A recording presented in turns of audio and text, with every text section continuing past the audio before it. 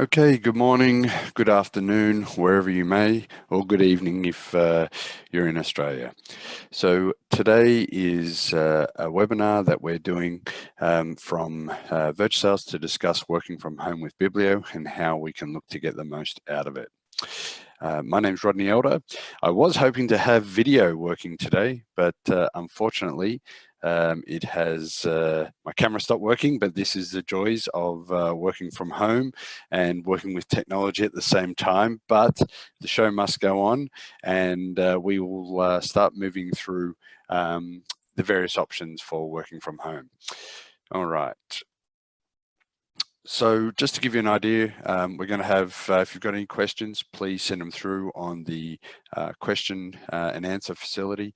We'll look to answer those at the end of the webinar. And if we can't get to them, we will send you a follow-up response.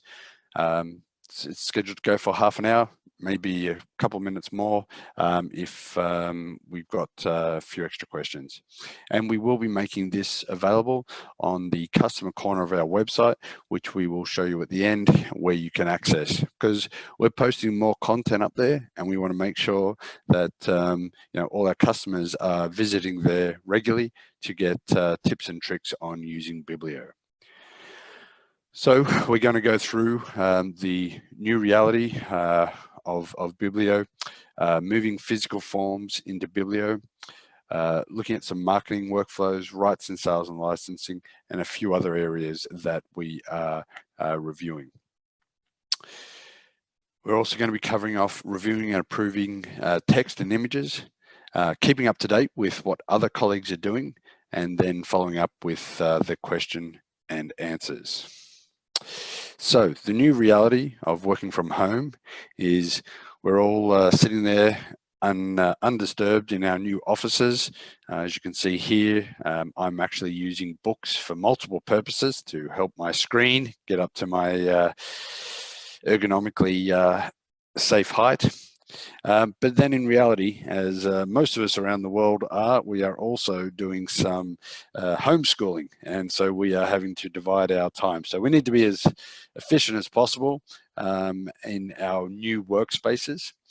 For VirtuSales, we've gone from 3 offices to 80 offices. And here's some examples of our staff and their new office surroundings, and a few of them have employed some extra help without Phil signing off that help, but these cats seem to be doing a really good job. Now, in terms of contacting VirtuSales, we are business as usual, using tracker, email, and telephone. For many of our clients, this is how they've always interacted with us. So this is pretty much business as usual. But for other clients who are used to perhaps more face-to-face meetings, all of these facilities have been tried and tested for many years, and is something that we can keep helping you with in getting the most out of your use of Biblio. Okay, this is just from one of our customers. They've just recently gone live, the International Labour Office. So Alison was just talking about how her regular catch-ups with the project managers really help her to stay, and her team to stay in touch with the project and also VirtuSales. So please, don't hesitate to schedule in meetings. If we can do lots of short, sharp meetings to stay in touch, it means that we can keep things moving along as per normal. So over the years, physical forms, which publishers bring to meetings, has been, probably one of the hardest things for people to get rid of. Everyone seems to love to print out a piece of paper and bring it to their meeting. And we've got actually a lot of tracker calls in the system to say, oh, can we improve the print layout of this particular piece of paper, because we like to all print it out and bring to this meeting. So as we can see on this picture, there's many things that are wrong, aside from lots of paper, but social distancing, actually being in the same room, being in the same building, is no longer viable. So what are the options? In Biblio, there's dashboards, which most of you would be aware of. And what we're able to do is prepare for meetings by putting all of our projects that we want to discuss into a group. And so a lot of our customers now have developed this new workflow where they're putting the projects that they want to discuss into a group, and then they're able to, on the next slide, as we'll see, they're able to click through the reports or the titles in the group and be able to update them and discuss them. Now, these forms that we've got, so generally you might have, an acquisition form, a transmittal form, could be a design form, whatever it may be that is relevant, a contract request form. These are still, quite often paper-based forms, or they might be just forms that are outside the system that are being emailed around. So a lot of our most recent implementations, these forms have been moved into Biblio themselves. And the way they're moved into Biblio is using dashboards. Now, dashboards is an ever-growing part of Biblio, and what it enables you to do is to build up views of data that are relevant for that point in time, if you like. So in this one, we're looking at an acquisition dashboard. We're looking at an opportunity to add in some project notes. You could add in, author images, biographies of the author. These forms are completely customizable. Another nice feature about them, which lends itself to the online forms, is the ability to leave comments. So instead of writing on a piece of paper, printing these out, you can actually have, time date stamped comments from various departments on a single form while building up text. Now, the other thing is, when you've got these forms and you've got these data points, when you've got a transmittal form for production, you might have 50% of the same data points, plus you've got 50% of these other data points that weren't on this acquisition form. So by using these forms in the system, it means that you don't have to key in data into the new forms. They can just, certain fields that make sense, they can be automatically passed over to the new form. In this example, we've set up a transmittal form, and this is for passing over to production. In this example, these are just ones that we've mocked up from customer physical forms that they've done over the years. And, as I mentioned, these are customizable. The other thing is, for some customers who may have used Biblio for many years, may not be fully aware, but these forms can be built using fields that aren't in Biblio as a standard. So you have the ability to add in new fields into Biblio now and name them, and they don't go out in Onyx. So, you can set them up. It's very flexible, but it gives you a lot of flexibility in designing these forms and information that you want to display in your meetings. So actually, just one point I wanted to touch on here is this new acquisition online meeting. We've got a group of titles we wanted to discuss.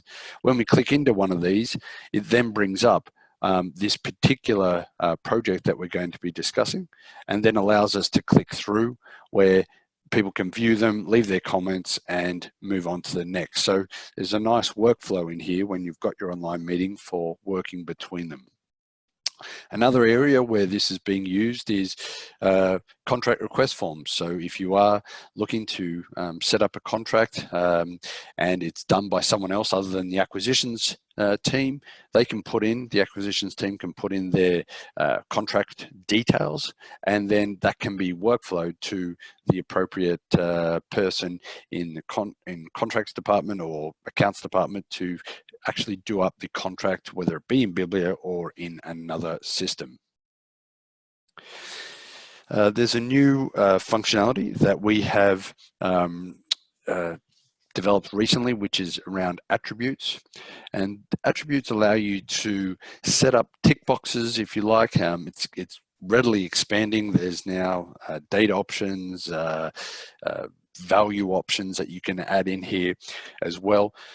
So the custom fields that you can add, and they then provide visibility of the status of a particular task, if you like. And so we've got scheduling as well, but this is more of just a quick visual where, if you're remembering, I mentioned that you can build these dashboards to be completely customizable. So you can choose where panels go, you can choose certain pieces of information that are relevant for your particular department.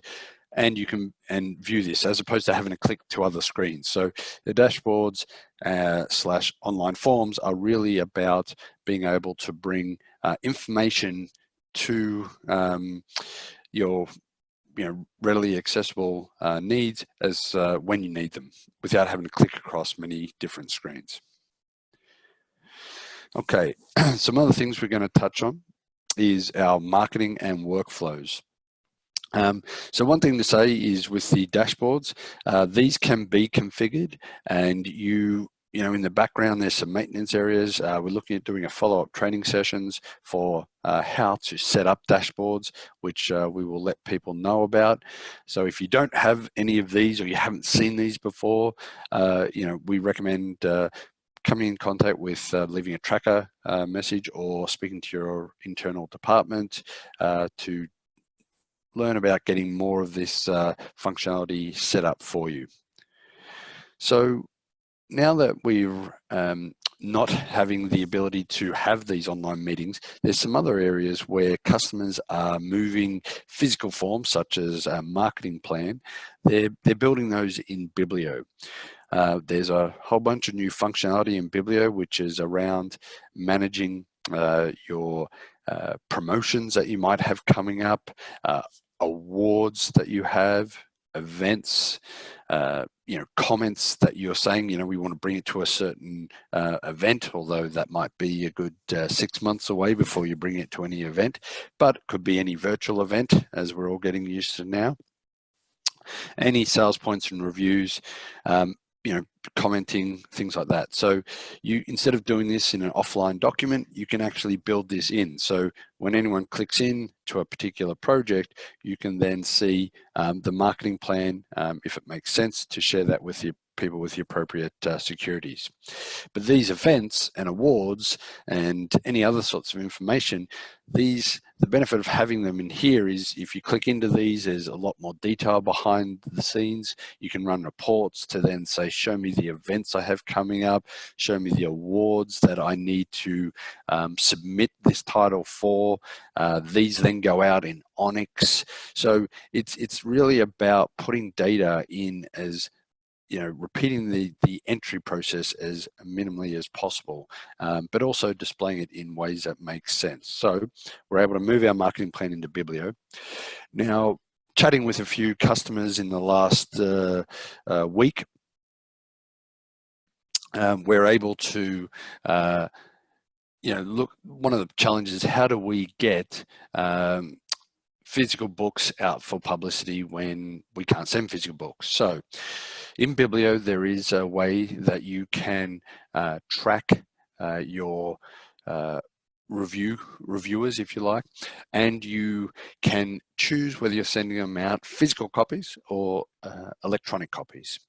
Now, in the physical copy world, you could build up a list and you could then send out galleys and, you know, send them through the marketing department or send them through the warehouse, and then you can track when reviews come back, and then you can log the reviews against the reviewer, and then that can be used in Onyx and then go out. So there's a whole tracking system here now for who you've sent review copies out to, and have they sent you a review back, and then that flowing through to Onyx. Now, the problem at the moment is you can't send physical copies as easily as before. So what are our options?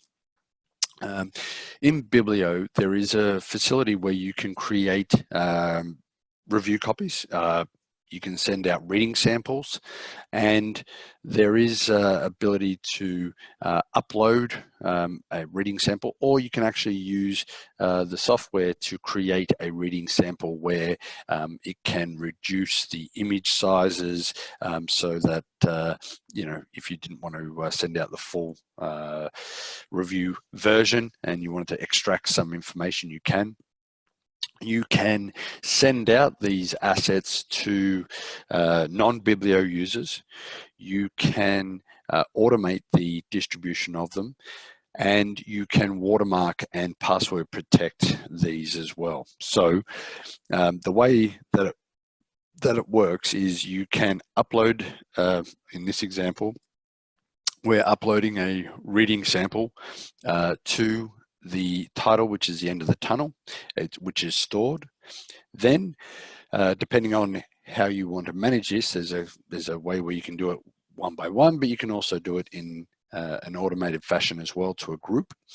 So you can invite people to download files or just explore files, so they're actually then unable to download them. But you can also watermark, password protect.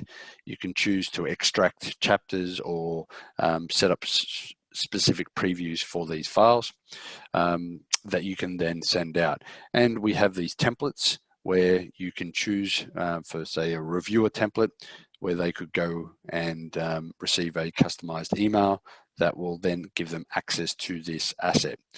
Now, one of the other areas that people have said they're concerned about is don't want to send out files without any sort of electronic encryption or protection on them.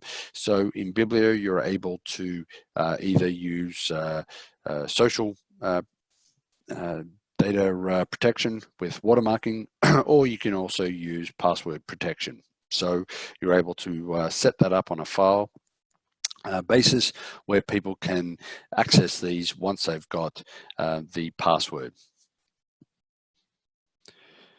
So can you send them in batch? Because potentially you don't want to send them out to each, you know, if you've got 50 people or 100 people, you don't want to send them out. You can do them in batch. So you can actually have the system automatically send them out to a list of reviewers. It will then send an email to them.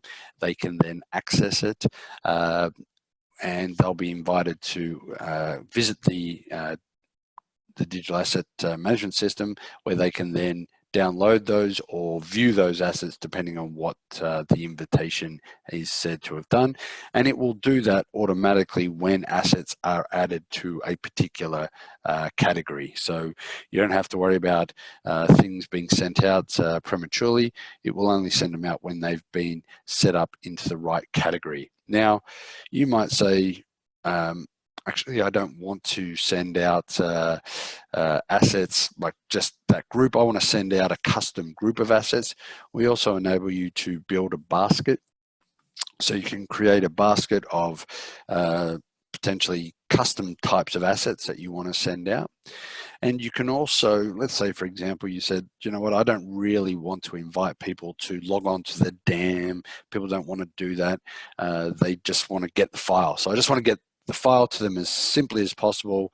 How can you help me with that? So we have this ability to create a basket of assets.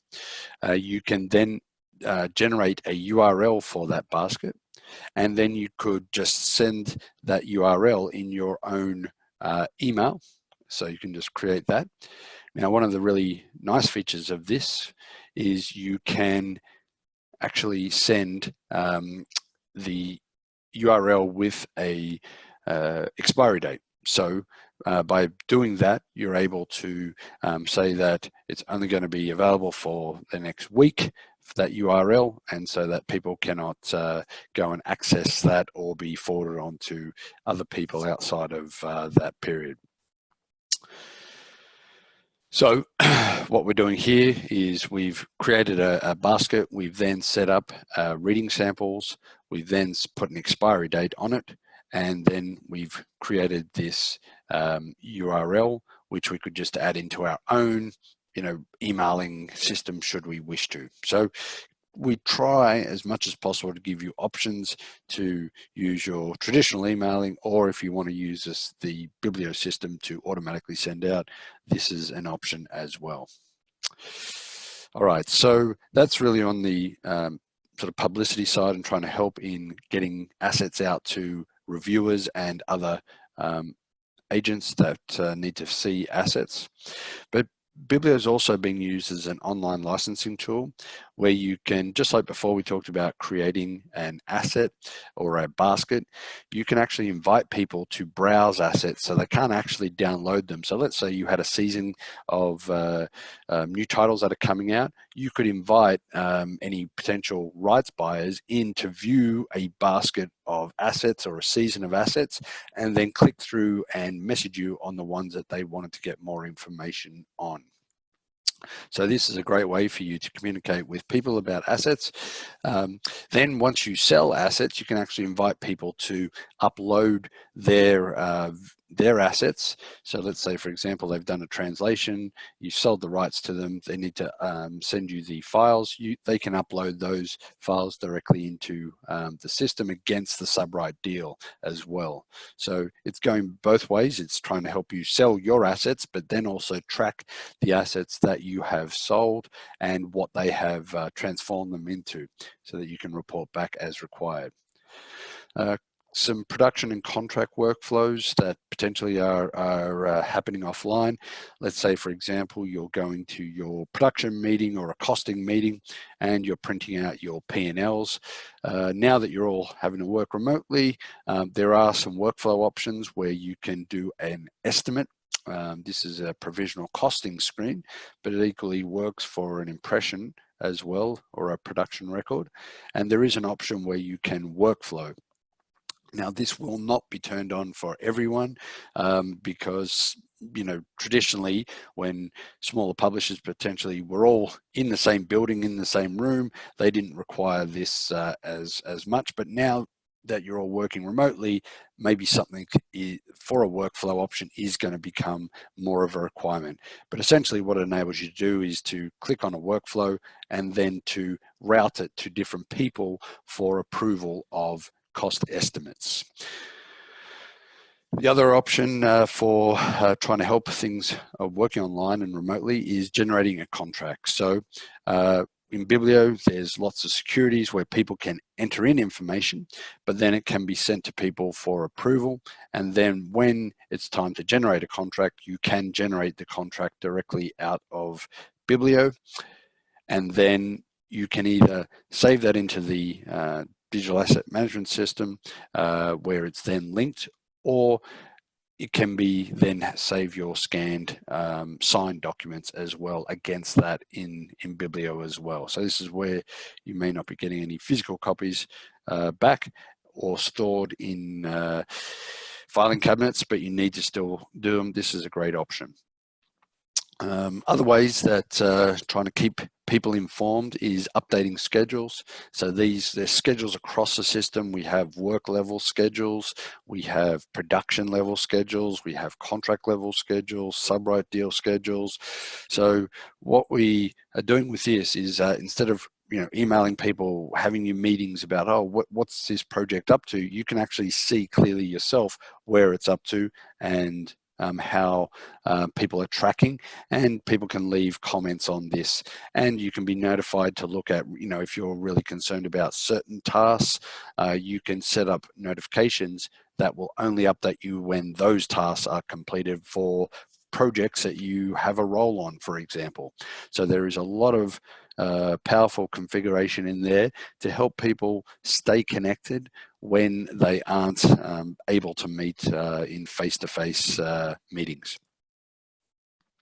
Another point on that is certain assets can be uploaded and they can into the digital asset workflow tool that will enable certain tasks to be automatically marked off as completed. All right, this is a fun one for people where we're always trying to track the status of text and images. What we've got up here is another example of a dashboard. And what this does is, this is an example of a copy dashboard that was developed And what we'll see here is, let's say you've got some key copy fields. We've got a biography copy, you've got a marketing description copy, you've got first draft, second draft, third draft, and then you've got this ability to have people come in and leave comments for each of those and what they want to add in. And then equally, they can do the same for the marketing description. But then you can use the attributes area here to have these ticked off. Is it approved, not approved, so on. So this is just an example. So this, in Biblio, there is a number of ways you can achieve the same thing. But the purpose of today is just to help you think about how you might want to change some things with some standard features of Biblio if the old workflows of online or in-person meetings aren't as relevant. So the next thing is building up, again, this is about replicating data and approving images. So here we've got a title that's on Amazon, and then using the dashboards, we're able to replicate that website to see what copy is in Biblio and what copy will display on that website, including any particular assets that would be sent to them as well.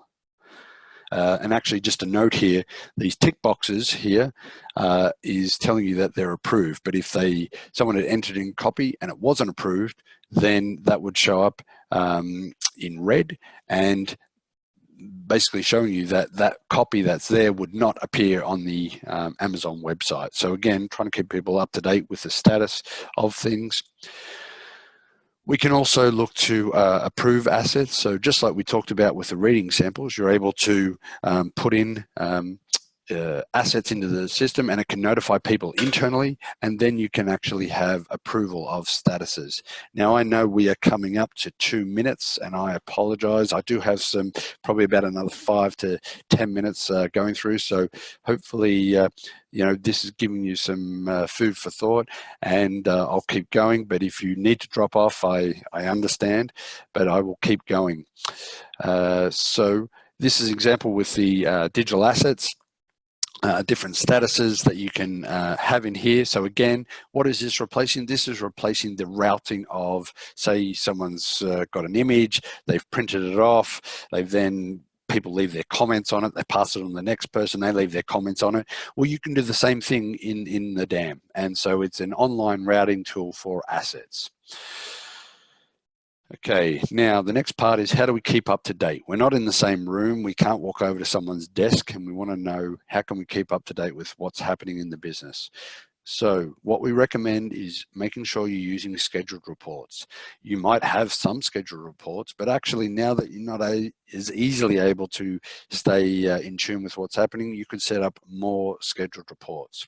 So there's scheduled reports across the entire system, but you could focus on changes reports. So, tell me whenever a pub date changes, or tell me whenever an edition copy changes. So you might be really focused on 3 specific copy types, and you want to know whenever those change. You can really narrow down to be notified of any particular changes, or things like prices, so on and so forth. So these can be scheduled. You only have to set them up once, and then the system will notify you automatically when things are changed. So scheduled reports are going to make sure that you don't miss anything because perhaps those face-to-face meetings aren't being held anymore. Now, the other option is we aren't having these face-to-face meetings, so we want to keep people informed, but perhaps they're not a Biblio user. So the great thing is you can send reports out and update on information to people who don't have a Biblio license. So, and you can schedule this to run automatically. So it's not like you have to go and run this report and go, I've got to send it out to this list of 20 people who don't have a license. You can actually set it up in Biblio to schedule a report to run on a regular basis, say daily, weekly, and then you can just put in the addresses that you want it to go to, and it will automatically send it out to them on that. It will update the report, rerun it, and then send it out. So great way to keep people up to date that don't have a license. The other thing is, let's say you are having your online meetings and you're discussing things. Using interactive reports is a great way to make sure to update things as you're going through that meeting, so that when you finish your report, that everything is complete and done, as opposed to, yes, I'm going to say it, printing out a piece of paper, bringing it to you there, writing on that piece of paper, then going back to your desk and updating it when you're there. Use interactive reports to navigate to the right place, update it live, real time. It's going to save you time, and also make sure that everyone knows exactly where things are up to in specific tasks. There's some new functionality that's coming up that I think people are going to be very excited about. This is about doing XML outputs into Word. So we've got these templates. So before I mentioned about generating a contract. So you can fill in all the information in Biblio, then you can click on a button that says generate contract. It then will pull out specific fields and put them into a template that allows you to choose the format. And you can then have your own logos and things like that. Now, this has been set up for the edition level and also production level. And so this will enable you to build customized reports or views of data that you then might want to share with your team, through email or whatever it is. So this is just an area I wanted to show people, because this is something people always like to do, is build their own view of data. And yes, you can do it in dashboards, but yes, you can also use these exports that perhaps you want to share something with an author and or an outside party. So that's coming along in a later release, and will be something that people can access, and we will be able to do training sessions on how you can manage those. So I've gone through the main content I wanted to in terms of just trying to give people an idea of what they can do in Biblio and how Biblio can help. And we want to see if there's any questions, and we'll be sending a survey out following up from this to see if there's anything that people would like to know more on. But Mark, is there any questions that we need to answer? Hi, Rod. Yeah, there's just there's a few questions that'd be useful just to quickly touch on here. So one of the questions was when you were showing the dashboards and potentially people being interested in sort of getting those dashboards you showed pre-made in their own systems. Yep. And then we could potentially tweak on top of that. Yeah, absolutely. So yeah, we have those dashboards that can be set up. We have some templates. I mean, some of them, they are custom because people can add in whatever field in the background there. But what we can do is set up a session. We're going to set up some training sessions where we can show people how they can do these themselves. So that will be, with the right securities, they can go in and they can configure dashboards. So we'll be following up with those, but we can definitely, most customers should have a base dashboard to start with, but we can look to get some pre-configured ones as well. Great, thanks, Rod. And then there's another question around being able to show easily critical path dates visibly on a dashboard. And working through another customer recently, we put these on the impression dashboard on the overview screen. You can choose particular dates you want to display on that dashboard. So you can essentially see that on the home screen, and then give people, if you didn't want to give everybody access to the overview screen at impression level, you could give a read-only view of that. That's a good point. So when you're talking, so just so for people who may not be aware, we do have a dashboard at the production level, and we have dashboards at the edition level. The dashboard that you're referring to is at the production level? Yes, that's right. Okay. Yeah, it's the overview dashboard at impression level. Yeah.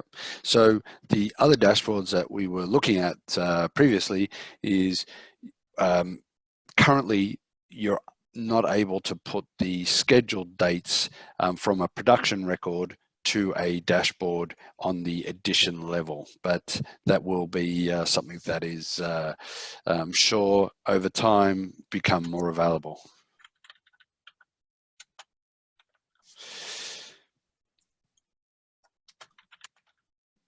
Okay, great. Yeah, those are the main questions, Rod. I do have one that just popped in. Is the Amazon dashboard available to roll out to customers? Yes, and those can be built. What we've had is customers build the replica of the Amazon. They'll build one for Waterstones. They'll build one for Barnes and Noble. So it's just really getting something that is set up that makes sense. For each of the websites and how they display the data to then verify that your fields in Biblio that are going to go out to these websites are correctly filled in.